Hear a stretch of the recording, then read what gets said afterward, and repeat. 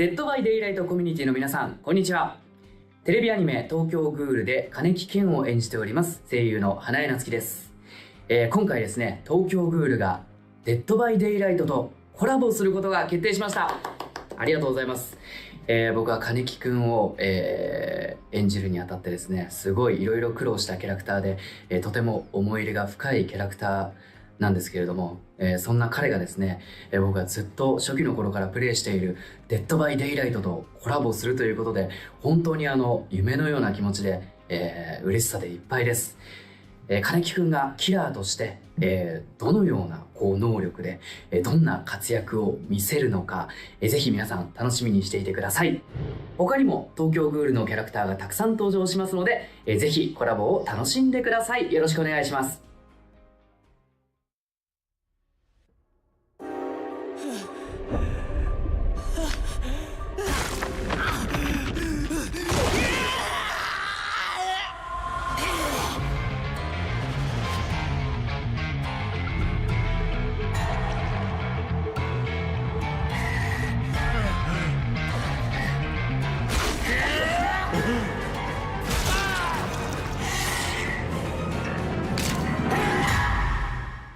Hello everybody, welcome back. We are psyched to be back on the live stream set. It's been a while. It's our first stream of the year actually. Yeah. Very happy to be here. Very happy to be with you at home, wherever you're watching this, at the cafe. I don't know where people are when they watch the show. We have a great year ahead of us, and we have a great chapter ahead of us, which we're here to talk about today. As you just saw in that amazing trailer, Tokyo Ghoul. I'm so psyched. So not only is Tokyo Ghoul a cool chapter with a bunch of amazing new gameplay, which we're going to talk about in a bit, gives a really great reason also for us to acknowledge and give a shout out to our amazing Japanese community. DVD is really blessed with an amazing community over there, and we just sent a whole crew of people to visit and stuff. So. Yeah. Yes. Dork, how are you? I'm doing well, thank you. And hello, everybody. Yes, our Japanese fans have been with us every step of the way, and their support is unreal. I don't know if I could say the rest of that joke. It's great to get to celebrate Japanese horror culture. And with Tokyo Ghoul entering the fog, I'm so ecstatic just for everyone to get their hands on it, and I know you're going to have a great time with it. So today's show features a closer look at our new killer, the Ghoul, our very cool chapter collection, upcoming events, and more. So we've got a lot for you today, so let's go ahead and take a look at the run of show. Let's do it. So we're not messing around today. We're going to be jumping right in with talking with killer designer Janik and jumping right into the Ghoul's gameplay to learn how the elements of Tokyo Ghoul inspired our latest killer. After that, we'll spend some time with Dead by Daylight art director Chase, a very tall man, to talk about everything Blood Moon. This event was a huge hit last year. People really had a great time, and they've built on the aesthetics and gameplay to give you even more to look forward to this year. And since it wouldn't be a new chapter or event without some awesome outfits to go through, we'll sit down with Kirby, our store product manager, for a look at all of the upcoming collections that are being added. And it's going to be mind-blowing. Yes, and then big news, we're revamping the archives. There are some key changes that are going to go a long way with players, and we've got product manager Brandon joining Eric here on the couch to break it all down for us. And finally, as is tradition, we'll close things out with a Q&A, where we'll try to cover as many questions from the community as we can before we wrap things up. Yes, and since it's a new live stream, it means new Twitch drops, and it wouldn't be a Dead by Daylight live stream without some. So we've got 3 new rewards for you to earn starting today until April 16th. Don't forget, you can register by simply linking your behavior account. So go ahead and go over to the Twitch chat or scan the QR code on screen if you need to still set that up. Yeah, so check those out. I'm really psyched about these. These are some of the best drops we've gotten. They are on theme with Tokyo Ghoul. We've got an Anteku badge for watching 1 hour, a half ghoul badge for watching 3 total hours, and an Anteku Cafe banner for those who watch 6 hours. And then I will also mention there is a mystery 4th drop. Oh? Which I'm not going to tell you what it is. I want people to find it, tell us what they think. Don't spoil it, because the Twitch website probably already tells you what it is. But don't do that. Don't do that. Just watch Twitch, have fun with Dead by Daylight, and get that new 4th drop. So with that, I think it's time to dive into the show, and we're going to start things off with Janik and talk about the killer's power.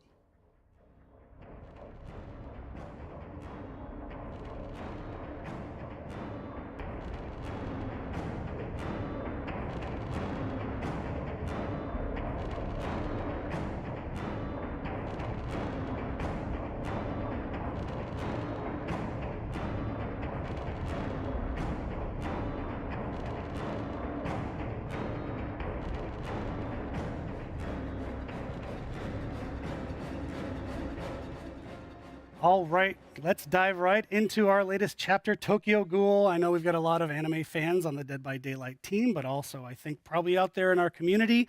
Really excited about this new killer, and here to tell us about all the amazing parts and terrible parts and scary parts that we have in store for our survivors. We've got our killer designer, Janik, back on the couch. Hello. Welcome. Thanks for being here. Happy to be here. So last time you were here was our anniversary chapter in that killer, and we had a great time there. I think the community had some fun. And now you're back with a super new and super different design for this killer. Indeed. So to kick things off, why don't you start by telling us, you're told that you're going to work on Tokyo Ghoul and Kenkeneki. How do you approach that? What's the first thing that you do when you find out? To be honest, I was unfamiliar with the license, so I really had to get into it, dive into the series, and let's say that it builds up the pressure because it's a really good show, and I understood what it would mean to all the fans to get to play this character in Dead by Daylight. But I think it's an important part also of the process when we design a character, especially coming from license, understanding where they come from, what they're all about, what's their flaw, what they're doing, and it's great when we sort of manage to translate those elements into game mechanic, and when it clicks with the player, and they can refer to, oh, that's how it works, in the show or whatever, and then they see it and it makes sense for them. There's our guy right on the screen there. So for anyone new to Tokyo Ghoul, like you were when you first started the project, why don't you set the scene? Tell us about the world and the character. Oh yeah, so Tokyo Ghoul takes place in a modern world similar to ours, except that it's inhabited by ghouls, which are a creature that looks human, but they all have their own individual power. They are also stronger than normal human, but all this comes from with a drawback, which is craving human flesh. So we meet our guy Kenkeneki. He's a really normal university student, and kind of ends up in the wrong place, wrong time, and gets transformed into a ghoul. But in this case, it's a half ghoul. So particularly, they are stronger than normal ghoul. And he tries to keep his good side. This is the balance that he has to manage. He meets up with good friends that help him out, but that's how he gains the majestic kind of tentacle that he has. Which is cool. That's a really cool new slant on a killer for us. So with that in mind, how did the entity bring him into the fog? Yeah. Like I said, he tries to keep his humanity as much as possible, but there's a part in the show where he gets captured, tortured, and sort of lose it. His ghoul side takes over and became enraged. And that's when the entity comes in and picks him and put him into the fog, basically. And that's the version that our players are going to be facing, this enraged version. Right. I'll lose. So we had a little illustration there, which is nice. So basically, the entity kind of took that moment in time, froze him at his most enraged, which is pretty crazy. All right, so I know gameplay-wise, the ghoul is super different from the last killer that you worked on, but also the last killer we released. So why don't you tell us a little bit about your high-level goals when you approach the design? Yeah, when looking at more recent killer, we saw that we released quite more complex killer, really high skill and everything, and we thought that this is a good opportunity to make a more straightforward, kind of pick up and play, easy to play, hard to master type of character. We look also at different ways of how his power will work, and traversal made a lot of sense. So that's really the direction we decide to go. So it was really important that we look at our past traversal killer power and try to kind of create something that is more unique and on par, and what would be players' expectation. So we know that these sort of killer are super popular in our community. So we definitely try to make something very unique and fun. Yeah, and that's what we saw in the PTB. People really love the traversal specifically. They're liking the character all around, but that aspect of it was what hyped people up. So Why don't you tell us a little bit about that ghoul power and how it works? Yeah, but like I said, pretty straightforward. You look at the location, pinpoint, and activate your power. Your tentacle is going to grab at that point and pull you toward that location. You can do up to 2 leap in a row, so it helps you out to cover like large distance of ground really rapidly. So it's it's a fantastic effect. It looks pretty fun too. Being a ghoul is Definitely. Yes. So I imagine those tentacles that we just saw, they can also be used to do pretty terrible things to our survivors, yeah? Yeah, correct. But the way we managed to make the whole system works, it made it feel like it was really too easy just to pinpoint at a survivor and just like point and click and damage them. So we look at different ways to kind of create like a unique effect and more balance. And we end up with you have to do 1 leap on a collision first, then your second leap on a survivor, and that's how the power will then get into like the damage version of it. So you do your second leap on a survivor, you grab him, you slash him, you damage, and you also apply the deep rune, and then you'll let go. And on the other side, you'll also be gonna gain the enrage mode, which is like a kind of a super version of yourself. And during that time, you gain a 3rd leap, so you can do 3 leaps consecutively, which gains you even more ground and distance. So it's even more fun and more deadly, definitely. Fantastic. We get to see that. I'm enjoying all the extra illustrations we've got today. So how should a player picking it up and playing the ghoul for the first time feel in that role? Definitely, your presence is going to be felt in the map when you play, because you can also almost be everywhere all at once. It's a very kind of a tactical, reactive killer. There's not much like kind of like a strategy or planning. It's really like kind of go instant. You put yourself in a position and then you react to survivor. So it's a very kind of a high skill killer, but also something that we think that like lower skill player will still have a lot of fun to just like kind of change direction or kind of react to what's happening at the time you're doing your move. So it's really fun effect. Totally. Yeah, I think people are going to have fun with it at all skill levels. So to close things out, how about you give some tips to our players that are going to be playing as the ghoul? Yeah, so when the ghoul comes toward you and want to use his power, pay attention to the walls in the environment, because a red reticle, like super clear, is going to appear for survivor, and this also dictates where he's going to be aiming and going forward. So trying to keep away from these locations, to not be in range, so that the killer like then hits you with this M1 attack, or even go with a second leap and then attack you. The other thing is, if he leaps, like I said, try to cut line of sight as soon as possible, so that he cannot perform the special attack that he can do on the second leap or third leap if he has enrage. And then last but not least, His big tentacles are definitely an aspect that we should look out for. Yes, exactly. So he's enormous. Like he's a small character, but his tentacles are so huge that it was taken in consideration when we balanced the power. So like he has very high speed, very big map presence, but also this is helping out survivor to pinpoint where he is and when he's going to come at you. So don't wait to the last second to pull a move, because he's probably going to be on you by that time. Right. He's not a sneaky guy. He's very noticeable on the map. Yeah, correct. Okay, so that was for survivors. How about people playing as the ghoul? Any tips for them? Yeah, sure. I mentioned several times enrage. Try to keep your enrage mode active as much as possible. Enrage mode will deplete if all survivors have cleaned up their deep rune. So as long as survivor have deep rune, you have enrage mode active. But if no longer survivor have the status effect, then a countdown will start. So try to keep the momentum and reactivate as much as possible. The third leap is such a big advantage to have. The other thing is the ability button. It might sound like a little thing, but it's one of the most important thing about the power. So the ability buttons allow you to stop your leap and go for the M1 attack right away. Wow. And just that Mori alone is enough of a reason to play. Yes, very gory. So good, so gory. Janik, thank you so much, as always, for joining us here. It was super interesting to hear how you approached the character and the design.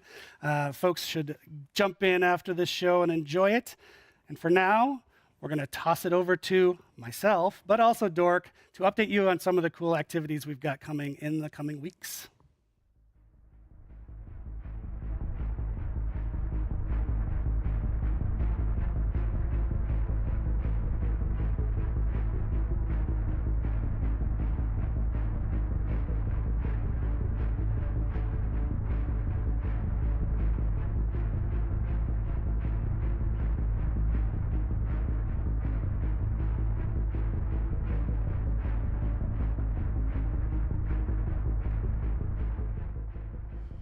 That was a really cool look at the new killer power and all that.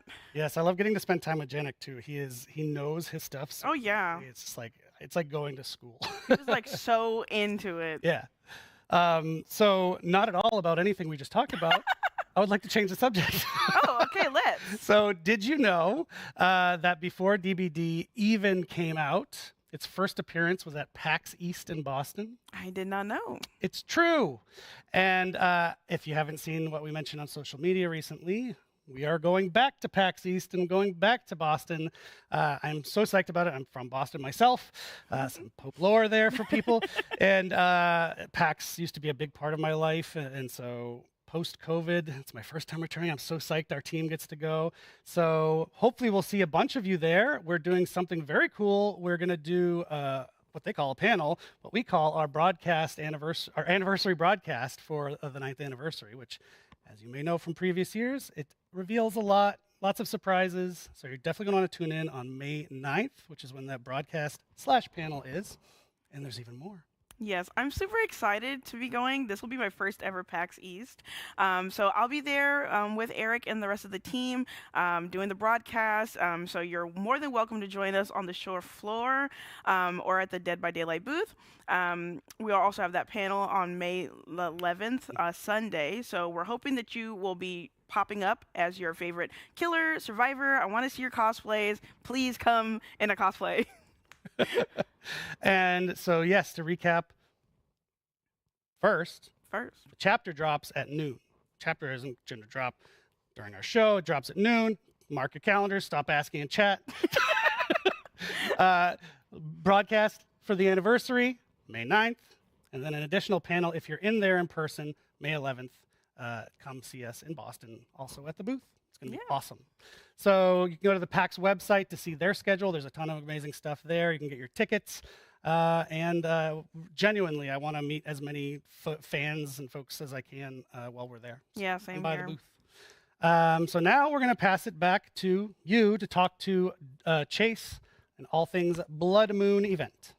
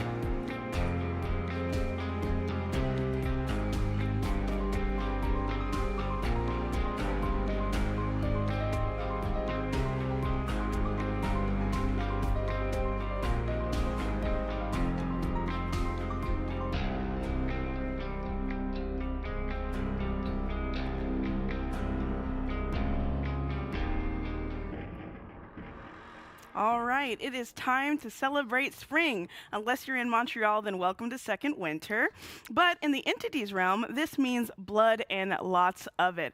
And after making its debut last year, the Blood Moon event is back for another outing. This time, we've got new rewards, some really nasty gameplay that we hope you'll love. And here to talk to me all about it is our amazing Dead by Daylight art director, Chase. No problem. Thanks for having me. Yes, thank you so much. So, for anyone who didn't get a chance to check it out last time, the Blood Moon event is hands down the best time of year to rack up a massive amounts of blood points, especially if you play Dead by Daylight a lot, like moi, like me. It's the perfect chance to make lots of quick progress on leveling up your characters.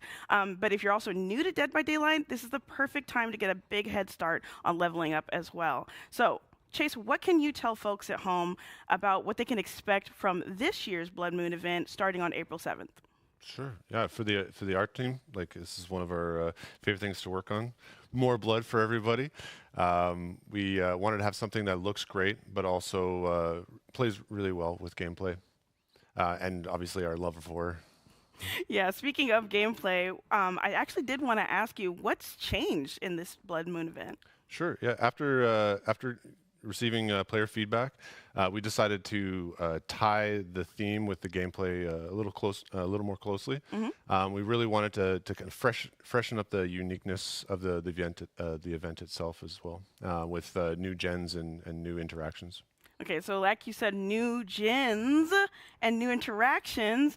Yes, for this event, we're introducing a new type of generator called blood generators. So on the map, 4 of the 7 gens will now be replaced with blood generators. And survivors will need to complete 5 gens as usual, but that means that 2 of these gens will be blood generators.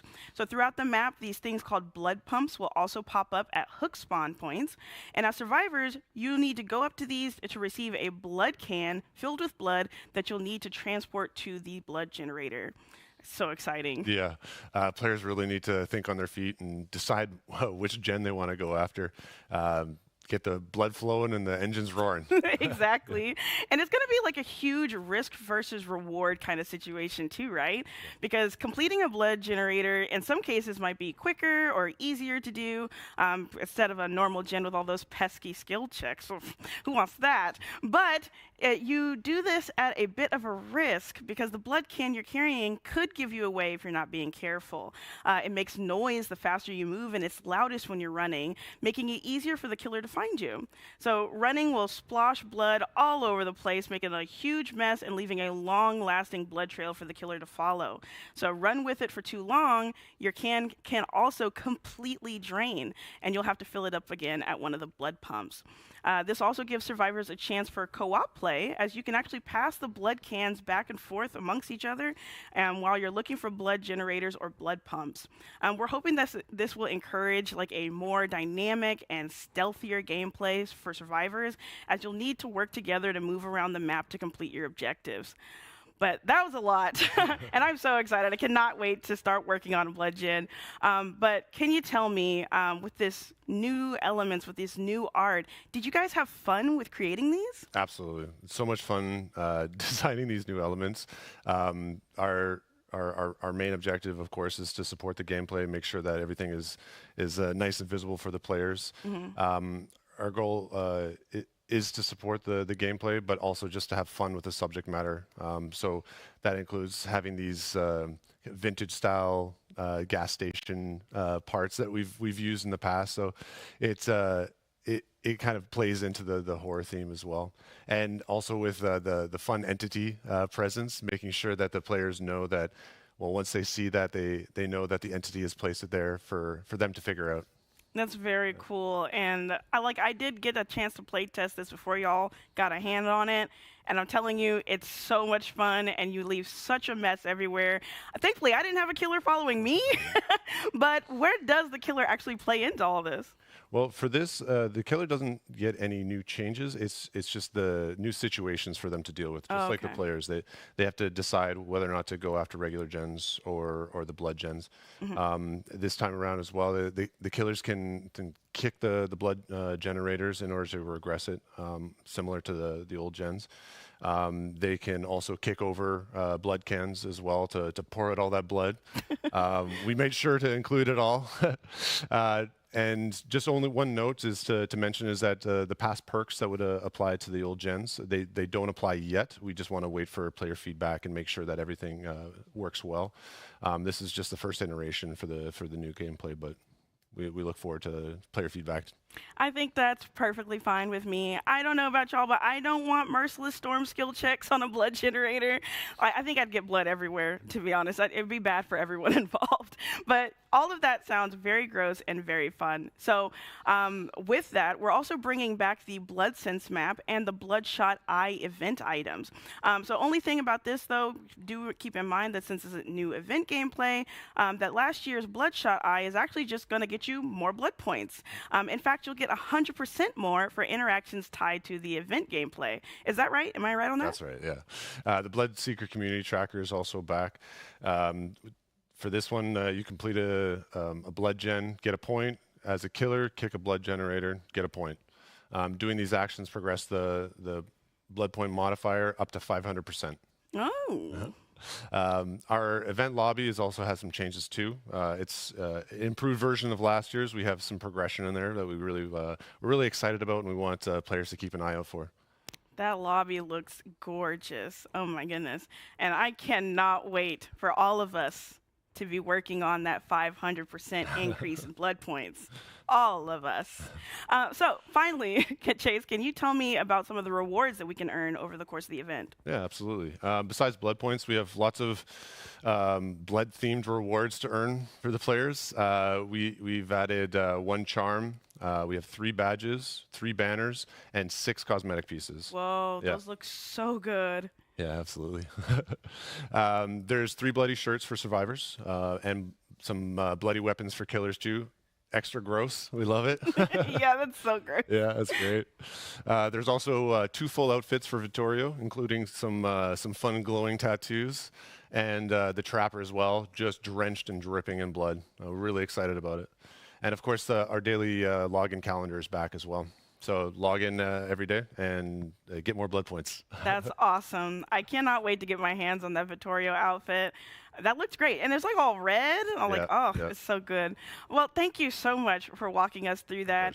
And remember to join in, log in every day so that you can go ahead and get everything more with the blood points and the rewards and the event currency. So, you know, so as long as you're logging in, you're also participating towards a 500% modifier. Please, Mama needs blood points.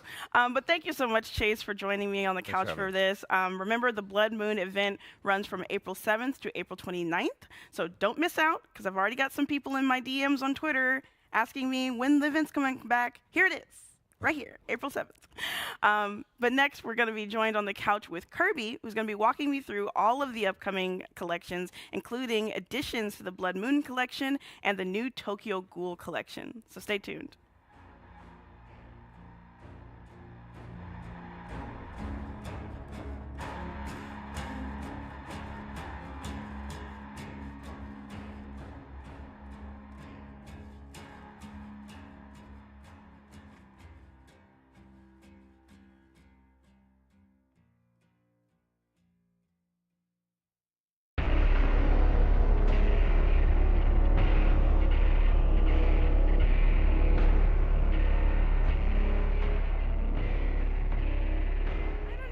Guys, but I don't think it would be a Dead by Daylight live stream if we didn't talk about the collections we're about to roll out.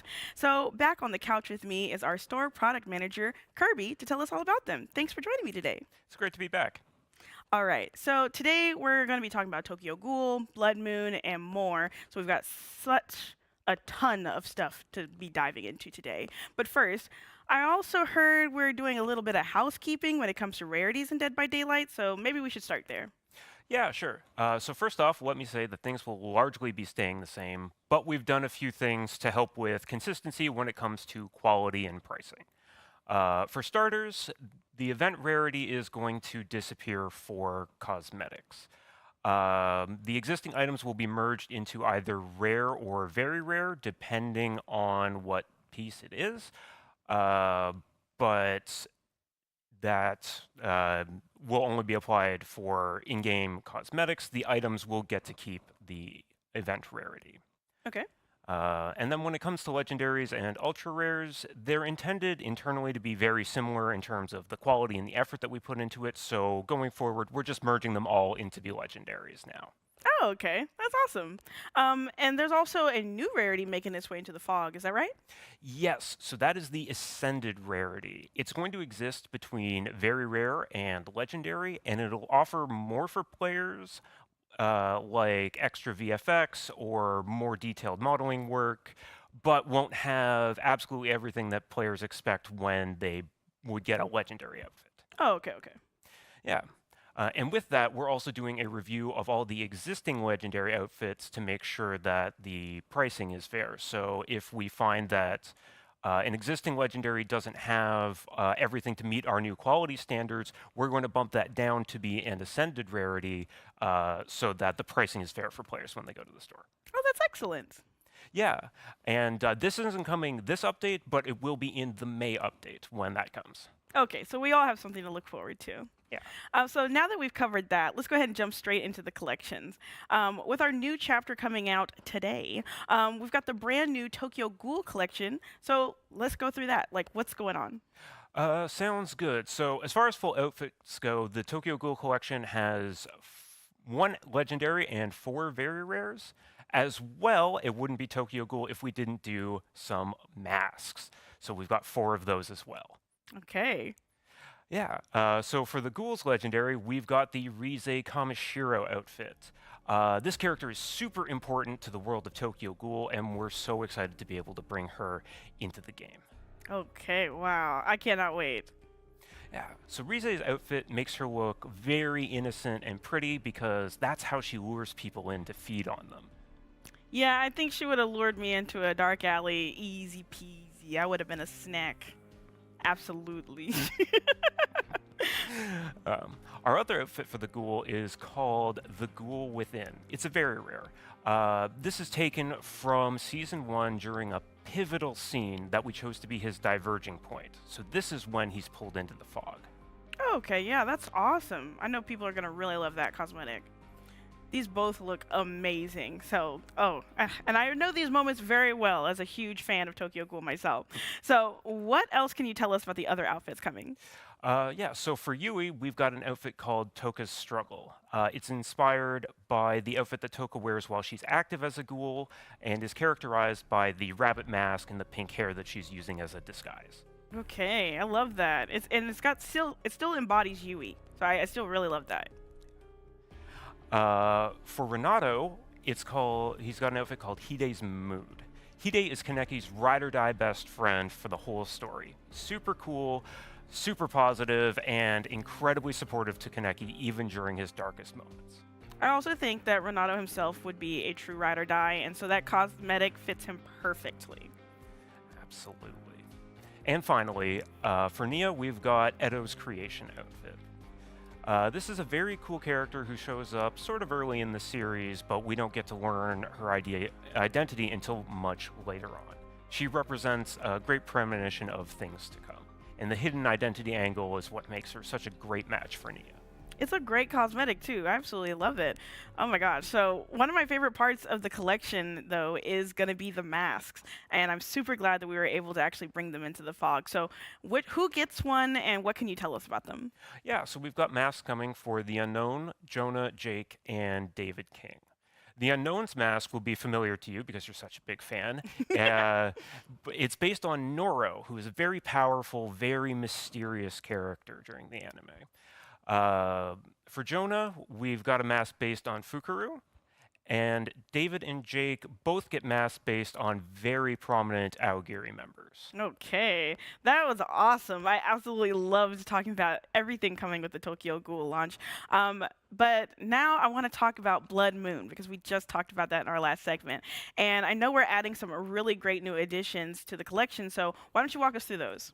Yeah, so we're really happy with how these have turned out. We kept building on the arcane blood magic vibe from last year, and we're really hoping players are going to like these. So first, we've got the Artist. She is getting a beautiful new outfit called Painted Red. She's got horns and this vein-inspired architecture to her clothing that makes it look like a living mix of ink and blood. She honestly looks like this horrific masterpiece. It's so scary, but so effortlessly gorgeous. Absolutely. And we've also got the Houndmaster's first new outfit. Oh my god. Since her launch, yeah. It's called Captain in Exile. And the real standout about this one is her weapon. It's like a beating heart on a staff that's incredibly gnarly in its execution. That's actually my heart, Kirby. She ripped out my heart and put it on a staff, and that's completely fine. I'm fine with that because it's Houndmaster. We got a Houndmaster mention, and that cosmetic is amazing. So, oh, I'm so thankful. And to go with the Houndmaster, we've also got Tori's first follow-up since her release, and it's called the Ceremony of Blood.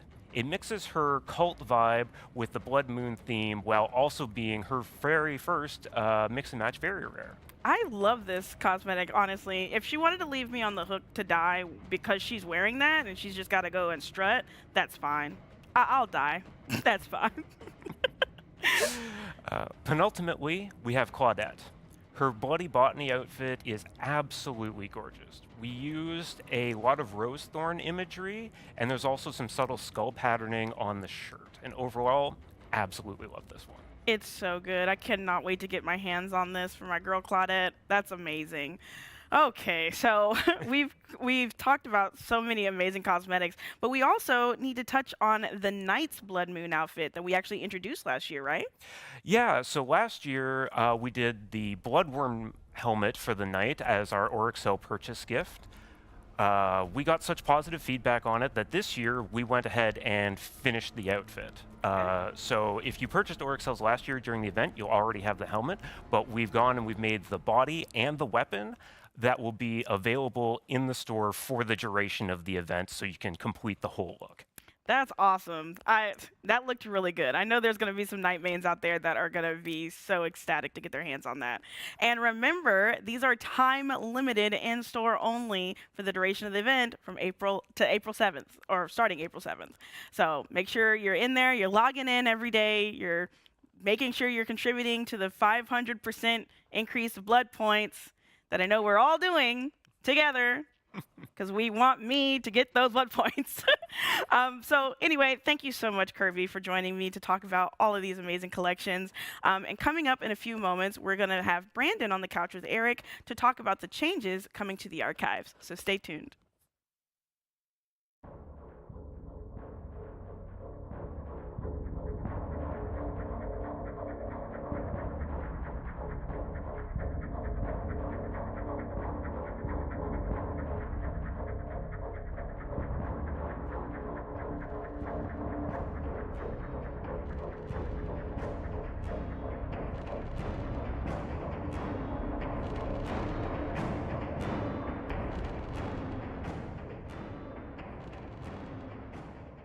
Hey, I'm not Brandon. I don't think we've met.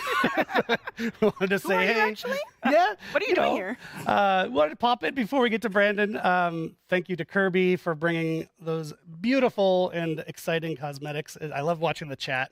Anytime we show cosmetics, people are delightful on there. Also delightful when Chase was out here. You folks need to calm down. Spritz you with water bottles. Calm down. No, bad. So yeah, this is like a really cool batch of outfits, and we got some more show to do, huh? Yeah, and don't forget, we've got a few other collections we didn't actually have time to cover in that segment, including some new stuff for the Techwear collection. So hit up the deadbydaylight.com website to go ahead and check all those out right now. But now we're going to get this imposter off of the set, and it's going to be Brandon joining over here so we could talk about the archives. Right.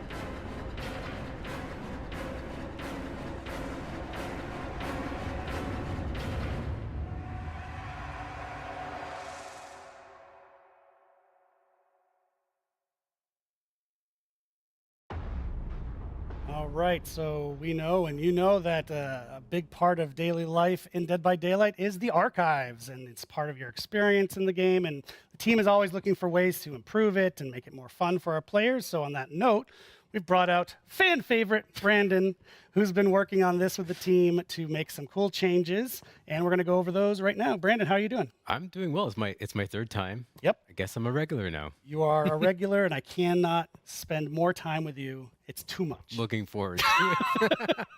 No, but thank you so much. So, rumor has it, big shakeups are coming to the archive, so why don't we get right into it? Yes, rumors are right.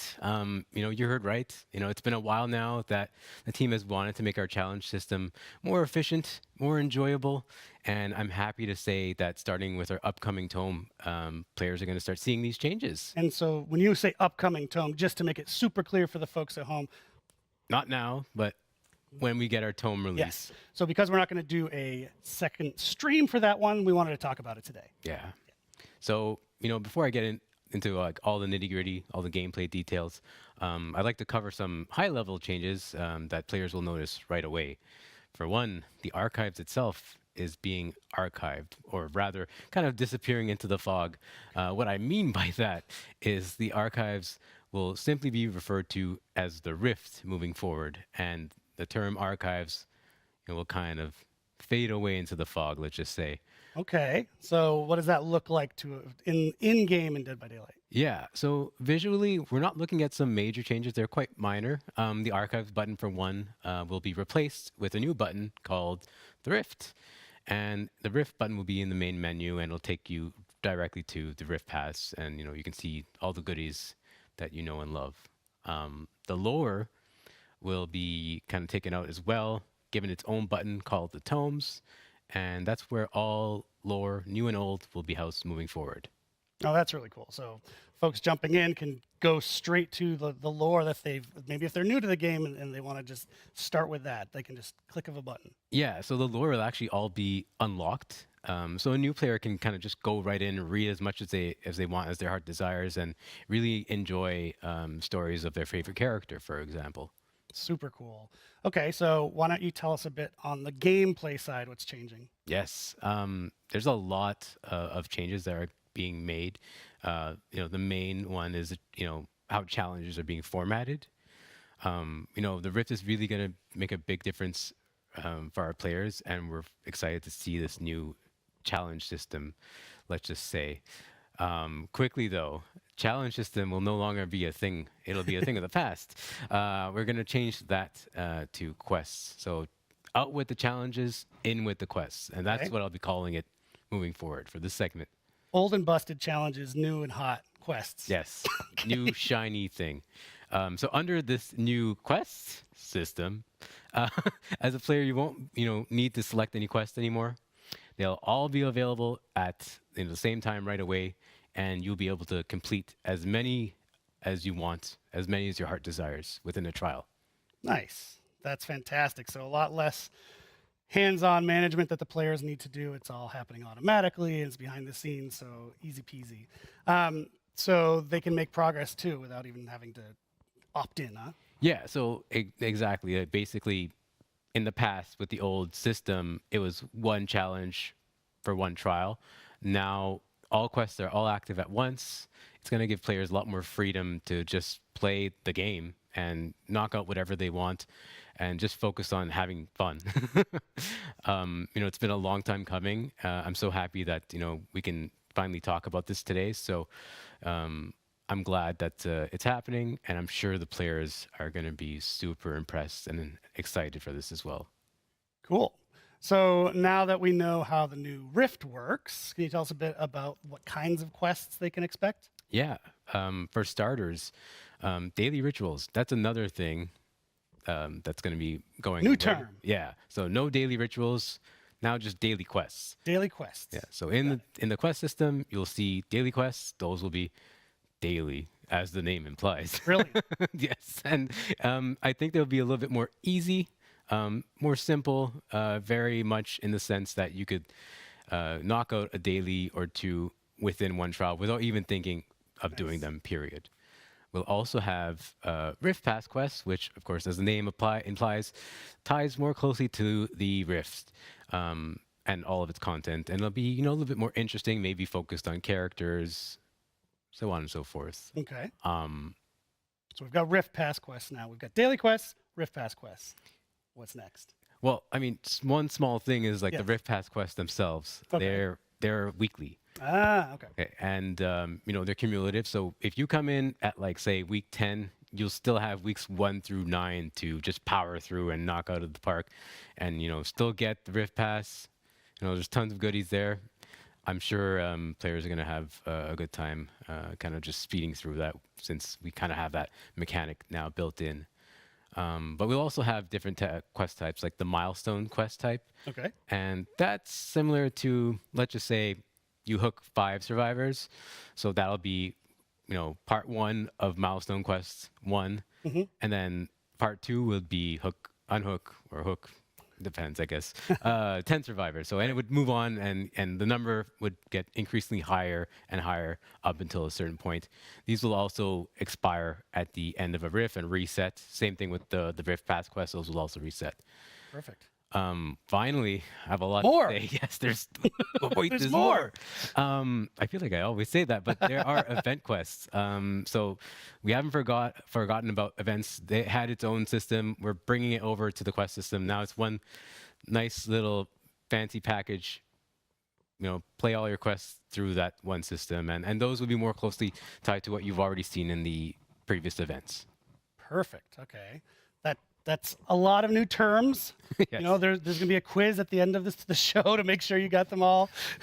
So I've heard that we're adding a seemingly simple but really useful feature to the quest system that people have actually been asking about for a while. You want to spill the beans on that one? Yeah, this one is really exciting, to be honest, and it's one that I've pushed for quite some time, and that's the ability to see what specific quests you're doing while in a trial.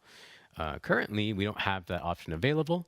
So now, in the upcoming tome, you'll be able to pin your quests. Oh, nice. And once you pin a quest from the main menu and you're in a trial, you can hit pause and find whatever quest you've pinned. Just an easy way to remind yourself, what am I doing in this trial? Right. Brilliant. And so, for the people out there who love the rifts, I've got to ask, are the older challenges still going to be available in some form when this new system kicks in? Yeah, for sure. We kept that in mind to keep all the older content available. We know there are some quest level rewards, or rather tome level rewards, that are probably high value, people want to achieve, earn. So we're keeping that system active. It's all going to be housed in that tomes button that I mentioned, that will house all the lore. So you'll get the lore and you'll get the compendium in that button, and you'll be able to knock out a few older challenges, so to speak. So the compendium, older challenges, those will all stick around for a while. If you played all the new quests and you have nothing else to pique your brain, there are additional older challenges that you can knock out, get some blood points in the meantime, and more importantly, have fun. Amazing. Thank you so much, Brandon. There's a ton of stuff there, and cool new stuff coming for the players. And something I wanted to point out too is, we announced a couple months ago, we're in this quality of life initiative right now. And while this is obviously a new feature, it's also something that I'm finding it respects players' time, which is sort of like our guidelines for the whole quality of life thing. Let's respect our players' time, and this is shaving off a bunch of the edges so they don't have to spend as much time outside of the game. They can spend more time in the game having fun and playing. It's pretty cool. Exactly. Yeah. So thanks to you and the team. As we mentioned at the top of the segment, this is coming a bit later. It's not today. It's coming on May 6th. So set your calendar and stay tuned. We'll be back with our Q&A to wrap up the show.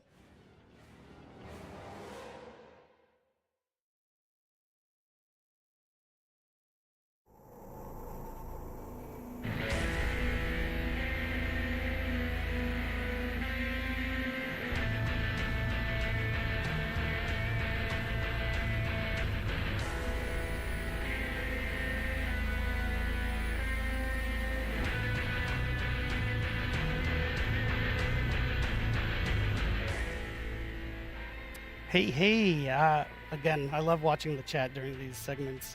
Brandon has earned himself some fans there.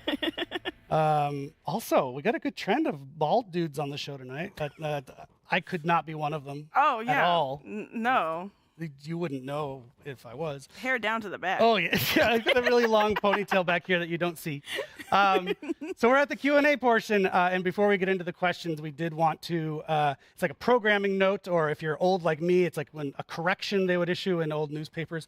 We got a couple of the terms wrong that I just wanted to update here, just for some of the outfits for the Tokyo Ghoul outfits. So Kaneki has the Awakened Ghoul outfit. Yui has the rabbit costume. Renato has the hide costume. Eat it. Oh, yep. Hide costume. Thank you. Thank you, Dor. And Nea has Eto costume. And I need new glasses, is what I'm learning.